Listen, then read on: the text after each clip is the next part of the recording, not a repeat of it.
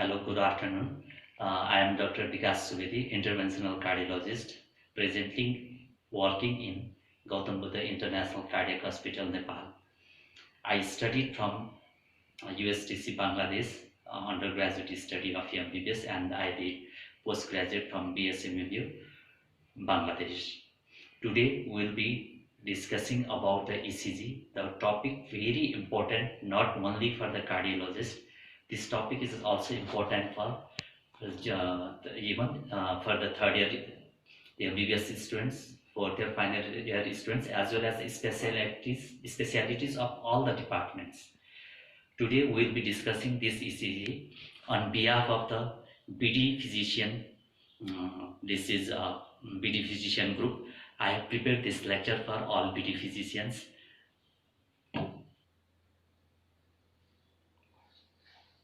So what is ECG or EKG? ECG is the method of recording the electrical activities of the heart by putting the electrodes over the body surface. So before starting the ECG, we should know the ECG paper calibration. Normally we are doing the ECG in the graph paper. This graph paper, it has x-axis and y-axis. In the x-axis, one smallest square, x-axis represents the time and y-axis represents the voltage.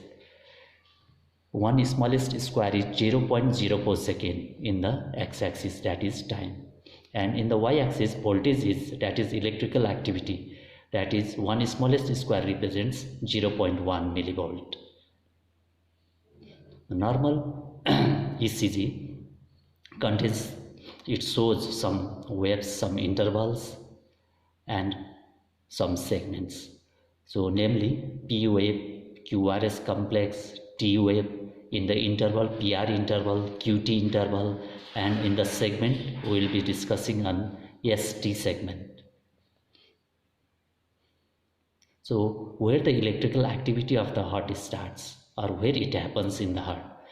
So this electrical activity happens or it starts from the, it happens in the conductive tissues of the heart, which starts from the SA node, and through the SA node this impulses goes to the AB node. In the AB node again impulse after that goes to the bundle of His, which divides into right and left bundle branch.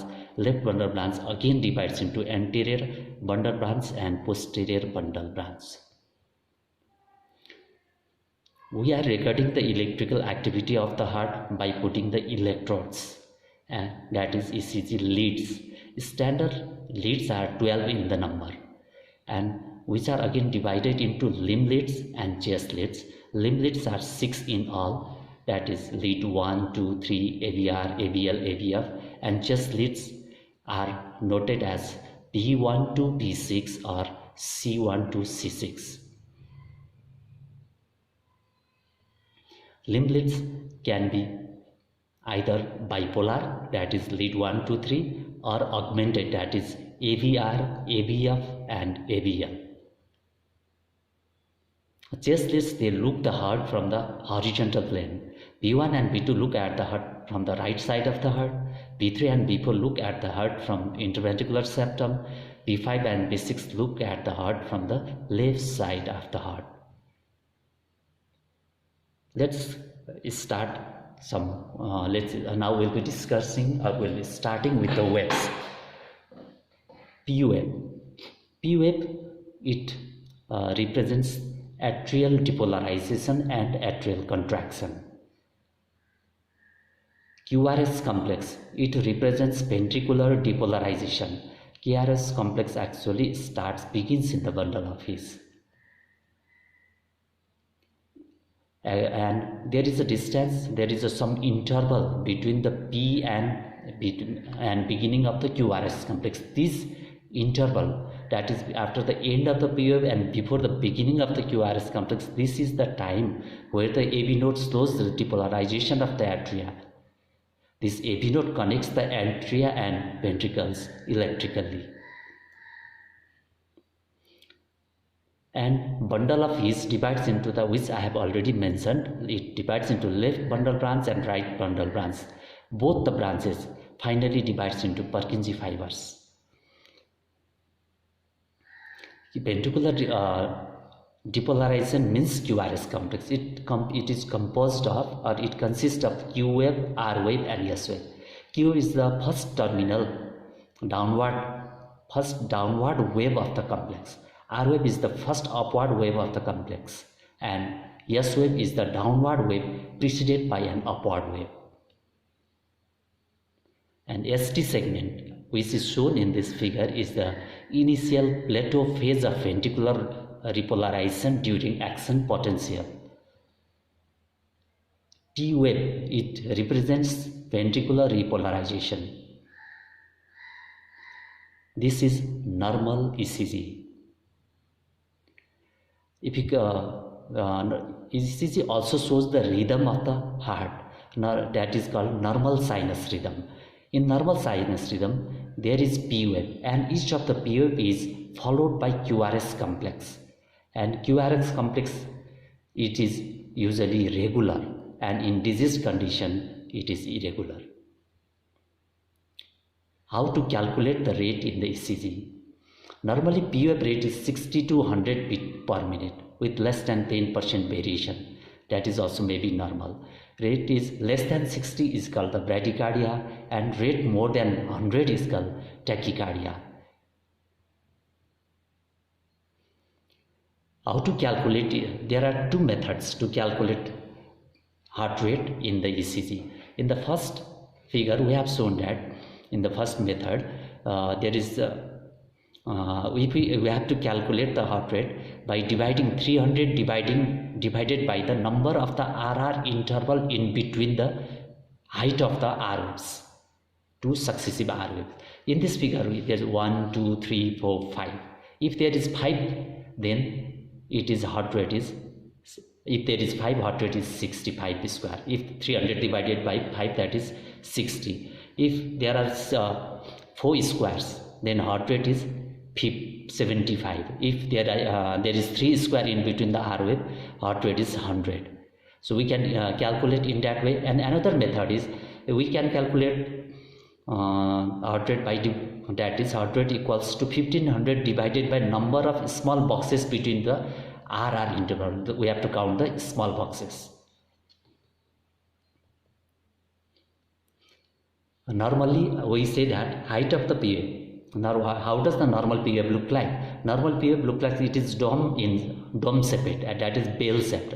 Its width is also 2.5 small square, and height is also up to maximum is 2.5 small square. That means width, if 1 small square is 0.04 second, up to 2.5 small square means 0.10 second, and height is also up to 2.5 millimeter. P wave abnormality in right atrial hypertrophy. And how does the P wave look like? And it looks like it is peaked. We also say Himalayan P wave or peaked P wave or P pulmonale in lead 2, and it is also a peaked P wave in lead P1, but it may be biphasic. In case of left atrial hypertrophy, P wave is bifid P wave, or we also say P mitrally, and it is better visualized in lead 2, and in lead 1 in left atrial hypertrophy there is also biphasic P wave. The positive component is small and negative component is deeper. In the I have already mentioned, in right atrial hypertrophy, P wave in lead 2 is taller than 2.5 small square and usually 0.8. So it is shown in this figure. We can better visualize in lead 2 0.8 P wave, tall P wave. In left atrial hypertrophy, yes, we have mentioned it is M-shaped. Let's come to the another abnormality of the P wave, that is premature atrial complex. An abnormal P wave, which we have shown in that is shown by the arrow in this figure. As P waves are small and rather shapeless, the difference in premature atrial contraction is usually subtle. The one shown here is a clear example. P wave occurs earlier than the expected, and it is usually followed by the compensatory pause but not full compensatory pause. PUF abnormality can also occur in hyperkalemia, like small or absent PUFs. So other features of the hyperkalemia other than the absent or small PUFs are atrial fibrillation, wide QRS complex, shortened or absent ST segment, wide tall and tented TUFs, ventricular fibrillation.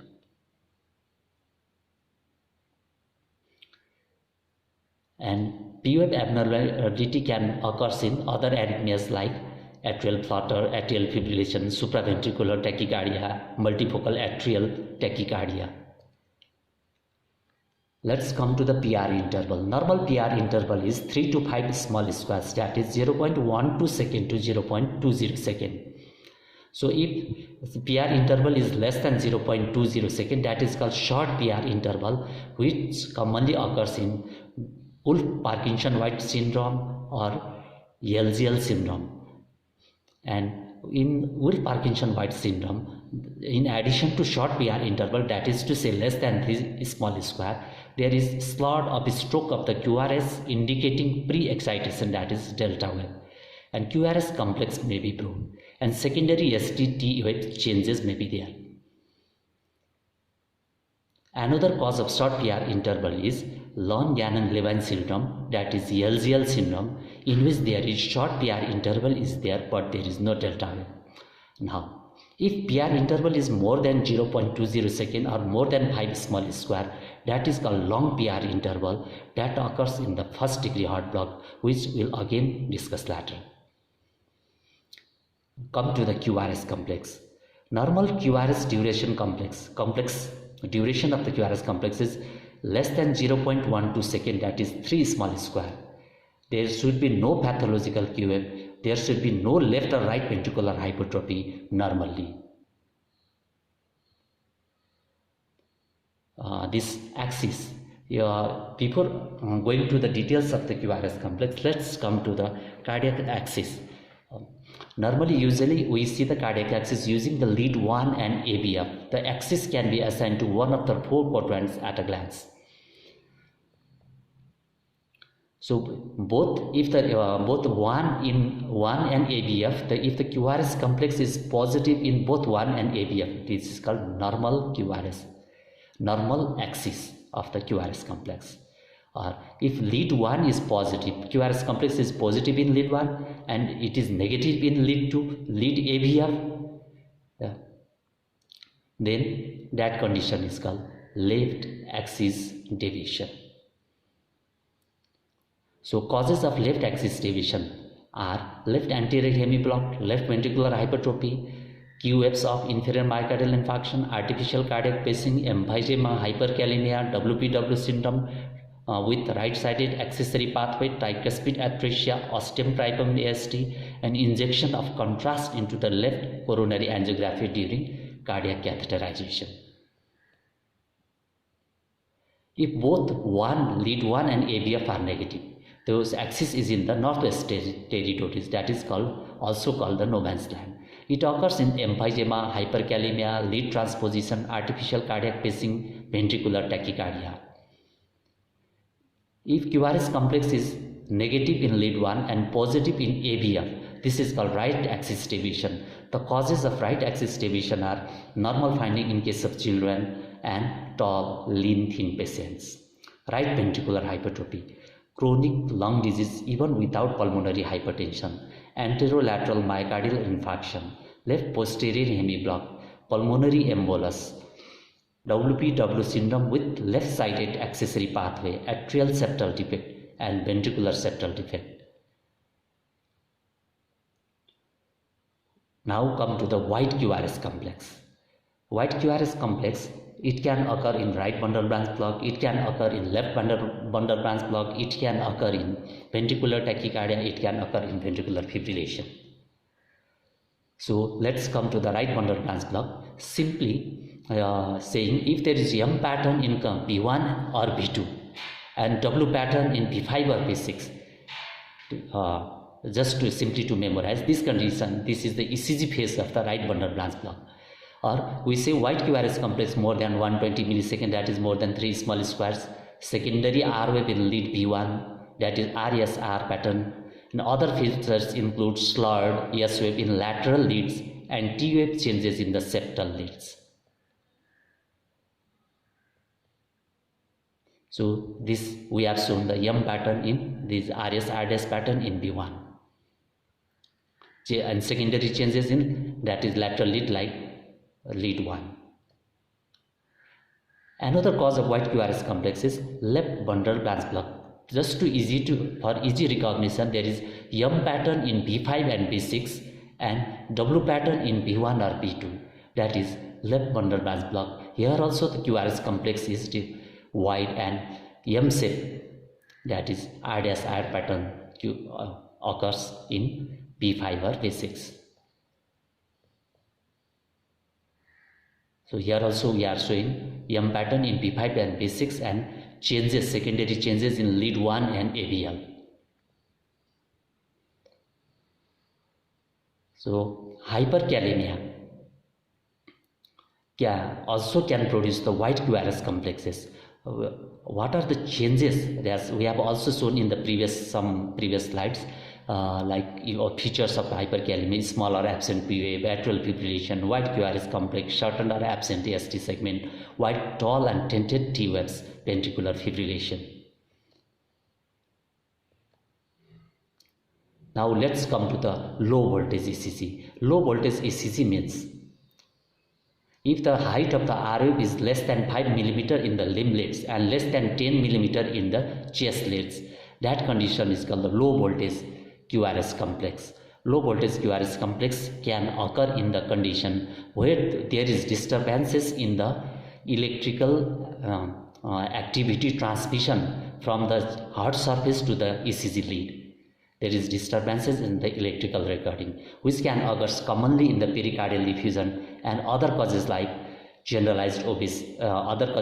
obesity, generalized edema, COPD, severe hypothyroidism, subcutaneous emphysema of the left side of the heart, massive myocardial damage, or amyloid cardiomyopathy, left-sided pneumothorax, left-sided pyothorax. Now come to the Q wave of the QRS complex. Q waves is generally more than 1 mm and their depth is more than 25% of the height of the succeeding QRS complex. Q wave is normally present in the P5 or V6 and ABL, and they are small, less than 3 they are small, that means they are not pathological. We also say physiological Q wave. Physiological Q waves, their depth is less than 3 small squares and they are normally present in lateral leads, P5 or P6 and 1 and ABL. Those are physiological. And if the depth is more than 25% of the height of the QRS complex or more than 3 small squares of the succeeding QRS complex, those are called pathological Q waves.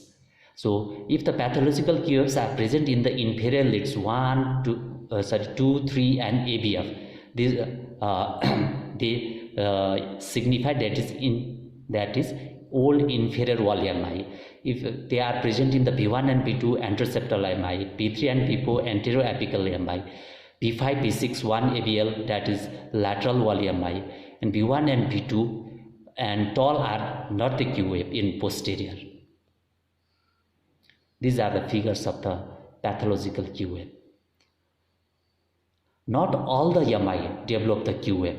Up to 1/3 of the MI never develop or Q wave, or they will develop the Q wave and they may resolve.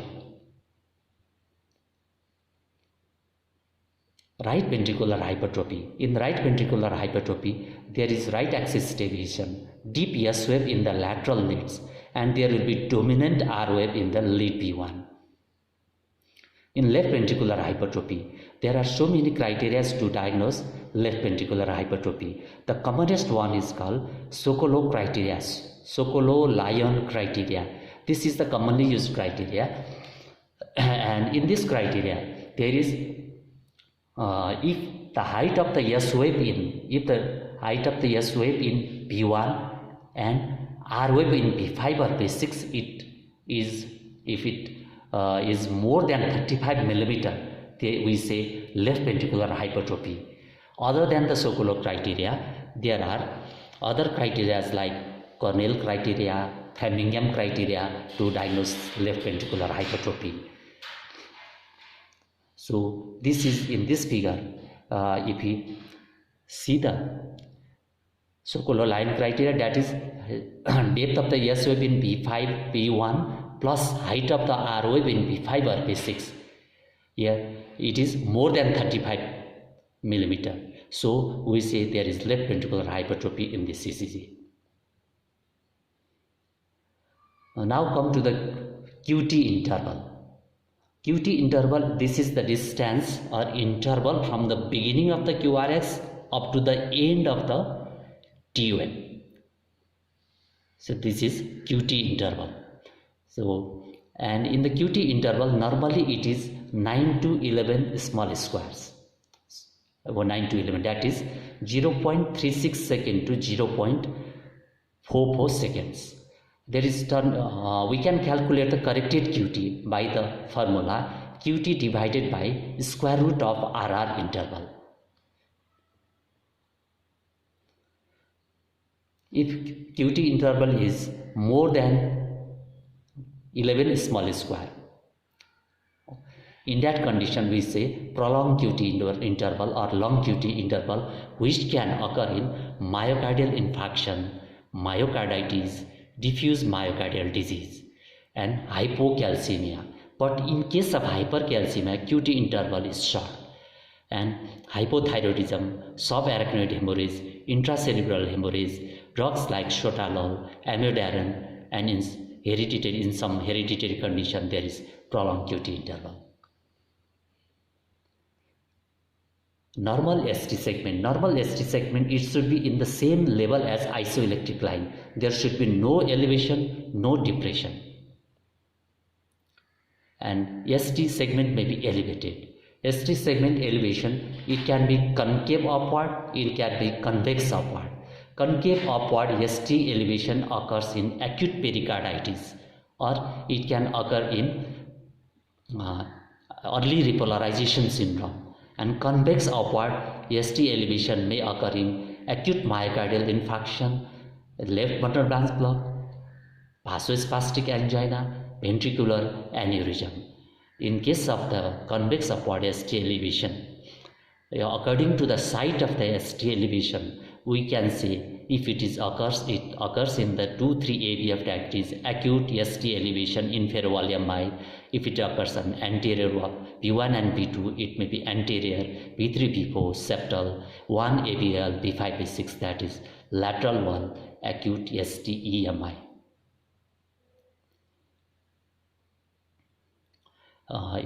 Along with the ST elevation, there may be some reciprocal changes. According to the site, we can reciprocal changes in ECG. According to the site of the ECG involvement, we can get hints that which coronary artery blockage is there in case of ischemic heart disease. So we can locate the damage. According to the ECG changes, we can locate the damage. Like in the this is the pathological slide. When there is myocardial infarction, there is zone of ischemia, zone of injury, and zone of infarction. Zone of ischemia, they may produce the ST depression along with T-wave inversion. Zone of injury produces the convex upward ST elevation. Zone of infarction, that produces the deep Q-wave, that is pathological Q-waves. ST depression.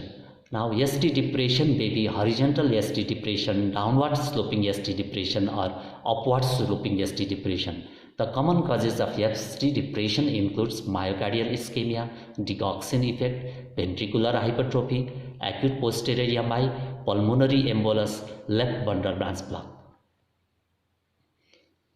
What are the other effects, ECG effects or ECG findings of digoxin? Those may be shortened QT interval, characteristics downsloping ST depression, or we also say reverse stick shine. and it may produce the dysarrhythmias like ventricular or atrial premature beats, paroxysmal atrial tachycardia with variable AV block, or ventricular tachycardia and fibrillation. There may be acute posterior wall EMI. In acute posterior EMI, there may be the mirror image of acute injury is lead B1 to B3. Tall R wave, tall upright T wave in leads B1 to B3, usually associated with inferior wall and or lateral wall EMI. ST depression in diagnosis with ischemia.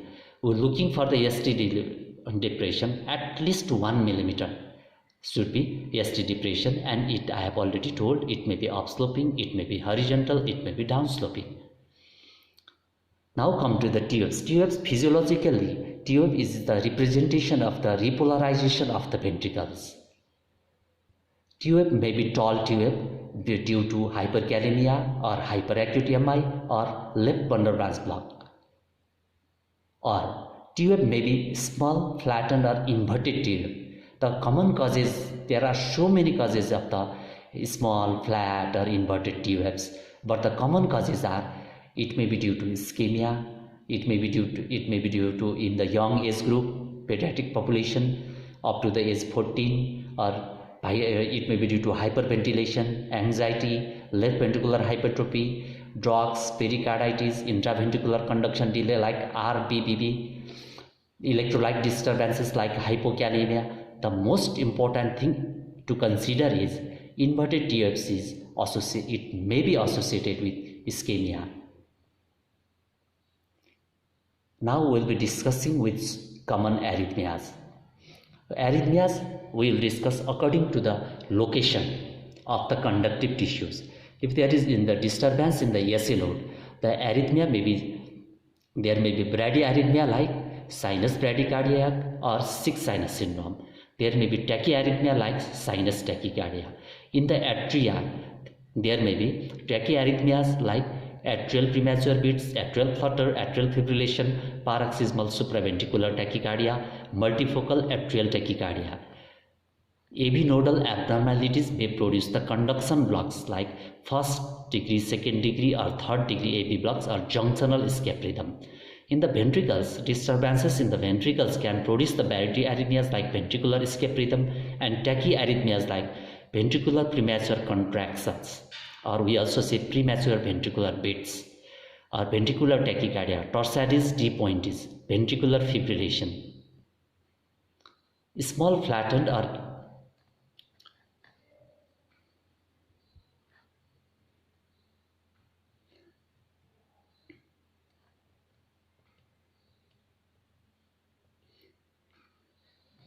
now we'll see the ECG of the arrhythmias originating from the SA node, that is bradyarrhythmias. We have mentioned that one of the commonest is sinus bradycardia, in which heart rate is less than 60 beats per minute. It is sinus because every PWAVE is followed by the QRS complex and TWAVE. So if there is profound bradycardia, there will be decreased cardiac output, and we should not treat if it is uncomplicated, and sometimes we need the atropine and rarely we need the pacemaker to correct the sinus bradycardia. Sinus tachycardia means in ECG there is P wave, every P wave is followed by the QRS complex and T wave, and heart rate is greater than 100 beats per minute. Here because of the tachycardia, there will be physiologically increased myocardial oxygen demand, and there may be decreased coronary artery perfusion resulting in the angina, that is chest pain and coronary artery disease. Decreased cardiac output should be exhibited. What is SSS? This is one of the bradyarrhythmias originating from the SA node, that is called sick sinus syndrome. Here there will be decreased cardiac output related to periods of excessive bradycardia, AV block and or tachycardia. The treatment of sick sinus syndrome is pacemaker along with anticoagulant therapy. These patients of the patients of sick sinus syndrome, they usually complain of dizziness or syncope. Now we'll be talking about the arrhythmias that originate from the atrium. These are from the atrium. Usually tachyarrhythmias originate. The commonest is atrial premature beats. This can be in the healthy heart, or it can occur with coronary artery disease. I have shown in this ECG, they are well tolerated. These are the atrial premature beats. They are well tolerated because cardiac output is not altered. Atrial flutter, we say that the P waves looks like the sawtooth pattern, and the rate of the P wave is 200 to 350 beat per minute. That is atrial rate, and they can convert to, if they are not treated, they can convert to atrial fibrillation. And people of the atrial flutter, if short like, there is no complication. People feel the atrial flutter patient, they feel the flutter sensation. They say I can feel the heart rate, that is palpitation. I can feel the heart rate, my heart moving. They say the palpitation. And treatment of the atrial flutter includes verapamil, vagal stimulation, digoxin. And sometimes if they are hemodynamically unstable, we need the cardioversion or pacing. Atrial fibrillation. There is a chaotic atrial dysarrhythmia. Atrial rate is 350 plus beat per minute. There is higher ventricular response. Maybe they correlate with the cardiac output. Here fibrillatory waves are seen, and heart rate is irregular. RR interval is irregular here. And the treatment of atrial fibrillation, it is a very big topic. In short, we can say if there is hemodynamically unstable, we have to give the cardioversion. If hemodynamically stable, then we have to maintain the rate, as well as we have to convert the rhythm to sinus rhythm. And there may be some roles of anticoagulation therapy. Paroxysm. Now come to the paroxysmal atrial tachycardia or supraventricular tachycardia. Here ventricular rate will be very high. Inadequate ventricular filling time, decreased cardiac output, and inadequate myocardial perfusion time. The treatment of supraventricular tachycardia or SVT is actually the treatment is targeted to prevent the cardiac heart failure. Before giving the pharmacological treatment, simply we can stimulate the vagus nerve to decrease the heart rate by prolonging the AP blocks, like which I have not mentioned, the important drugs with the shortest half-life, that is adenosine, that may be pharmacologically needed. Adenosine, verapamil, propranolol, digoxin. If the patient is hemodynamically unstable, immediately we have to give the cardioversion before giving the drugs.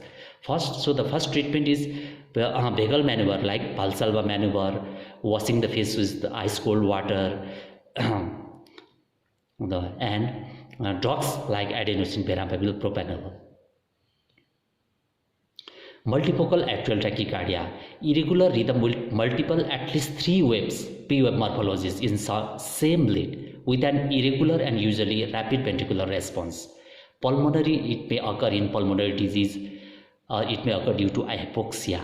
Rate is greater than 100 beat per minute. The treatment of multifocal atrial tachycardia includes verapamil. Now we'll come to the arrhythmias that originate in the AV node.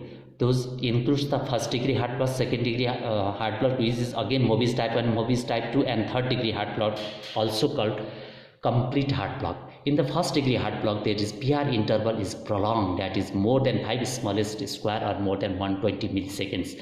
Usually in first degree heart block, there is no hemodynamic complication and they may be asymptomatic, but they can progress to the second degree and third degree heart blocks.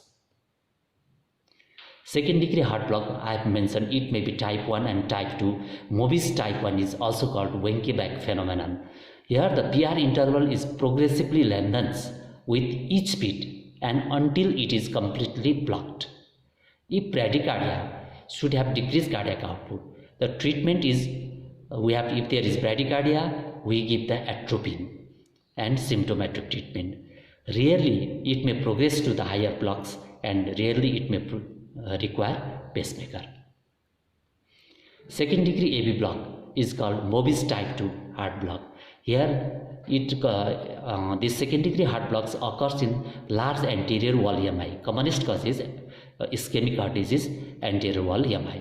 Here the PR interval is fixed, but in the Mobis type 1 PR interval was gradually increasing. Here the PR interval is fixed and PVEFs occur in the regular ratio to QRS complex until conduction is blocked. Means there is PR interval is fixed, and after some QRS complexes, there is only PVEF, there is no QRS complex. That means conduction is blocked.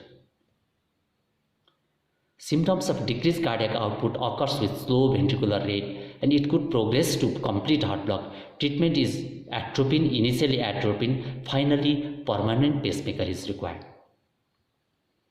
Third degree AV block. It is called completely AV block. Third degree AV block is one variety of atrioventricular dissociation. There is no relation between atria and ventricles. Normally every PVEF is followed by the QRS complex if there is sinus wave. But here the atria and ventricles are independent of each other. So there is dissociation or there is no relationship present. So it is one of the atrioventricular dissociation. And symptoms include lightheadedness or syncope from the decreased heart rate. There is decreased cardiac output and compromised coronary perfusion. It is one of, sometimes it may come with the a patient may come in the emergency condition, and we have to give the atropine, and final treatment is pacemaker for the third degree heart block or complete heart block. Junctional rhythm. QRS complex are not preceded by the QMs. QRS complexes are not preceded by normal PFs because the impulse originate below the SA node. They can cause a missed PF, inverted PF, or PF buried in the QRS complex. Now come to the ventricular escape rhythm. Here QRS complex are wide, that is to say more than 120 millisecond. Decreased cardiac output. Because of decreased cardiac output, there will be lightheadedness and syncope. And the treatment of ventricular escape rhythm includes atropine and pacemaker. Come to the PVCs or PPCs or premature ventricular contractions. Usually PVCs have the minimal consequence. Increased frequency or multifocal PVCs can lead to ventricular tachycardia. Make sure it does not progress to more PVCs. If there is 2 PVCs coming successively, it is called couplet. If 3 PVCs occurs in a row or successively, it is called triplet. So premature ventricle they can occur in another pattern, like one normal QRS complex and another is premature ventricular contraction, which is shown in this one normal contraction, sinus wave, another is PVCs. This is called biseminal pattern, and it can be triseminal pattern if there is every third QRS complex is if every second QRS complex is PVCs, then that is called biseminal pattern. If every third QRS complex is PVC, then it is called triseminy, or it can occur in the triseminal pattern. Now let's come to the ventricular tachycardia. It is if there is ventricular tachycardia without pulse, this is called one variety of the cardiac arrest. Here is if more than 3 PVCs occurs in a row and the rate is more than 100 beats per minute, this is called the ventricular tachycardia. Here the QRS complex are wide. Here there is atrioventricular dissociation is there. QRS complex does not resemble the typical bundle branch block, and the ventricles are irritable. Sustained ventricular tachycardia, it is an emergency rhythm, and it could convert to ventricular fibrillation. And in ventricular tachycardia, there is ventricle irritable, there is decreased cardiac output, and if it is associated without the pulse, clinically without pulse, that is one of the cardiac arrest, and we have to give the DC shock, that is electrocardioversion, and the pharmacological therapies includes lignocaine or procainamide to convert to normal sinus rhythm. We have to give emergency care. In long-term management of the patient of the survival of ventricular tachycardia is implantable cardioverter defibrillator. This is one of the ventricular arrhythmia, that is namely torsades de pointes, we can see that the axis of the QRS complex is changing from the initial part to the latter part. It is twisted, so that is called torsades. It is one of the form, we also say it is one of the variety of the ventricular tachycardia, that is twisting of the points, there is twisting of the axis. People with the prolonged QT interval due to either which is hereditary or which is due to some pharmacological conditions, they are prone to develop the torsades de pointes. Ventricular fibrillation. If there is chaotic activities of the ventricles, no effective cardiac output, or no effective coronary perfusion. It is usually associated with severe myocardial infarction. It is one of the cardiac arrest, and it is one of the medical emergency, life-threatening condition. If the ventricular fibrillation is not treated promptly, death may occur within the 4 minutes. This is one of the most difficult time of the life. In this, if there is ventricular fibrillation, we are surviving for the life. The immediate treatment is immediate defibrillation, that is DC shock. We have to do the cardiopulmonary resuscitation, and the pharmacological therapies includes lignocaine, britaglium, epinephrine. This is sinus arrest. There is no QRS complex. There is no POX, looks like the straight line.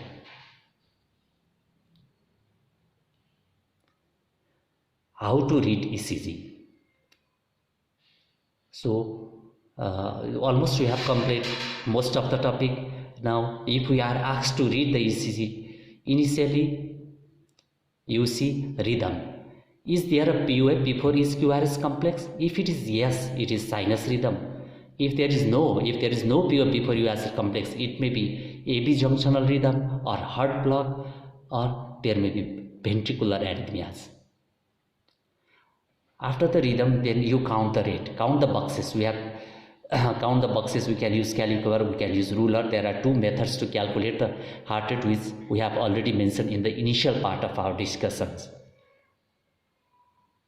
After the rate, we see PR interval. Normally PR interval is 3 to 5 small squares, that is 0.12 to 0.20 seconds.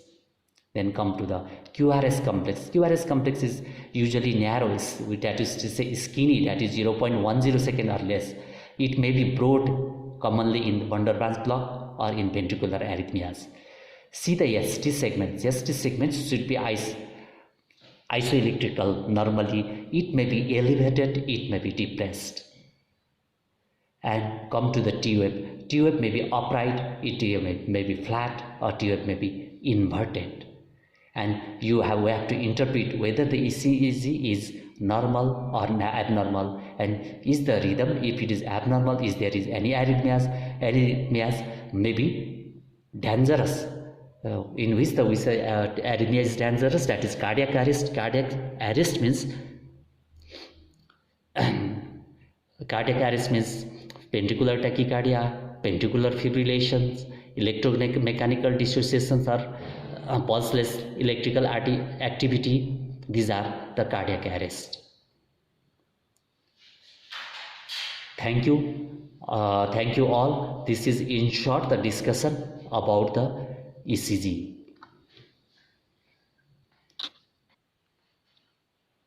So this is all about ECG, but this is in short about the ECG. If you know this much of the ECG and knowledge regarding the ECG, it is enough for the general practices. So for the cardiologist, this should be further elaborated and further studied. So if you need the further elaboration, we'll take the another classes for the ECG. And thank you all, আপনার সবাইকে এই class attend করার জন্য ধন্যবাদ।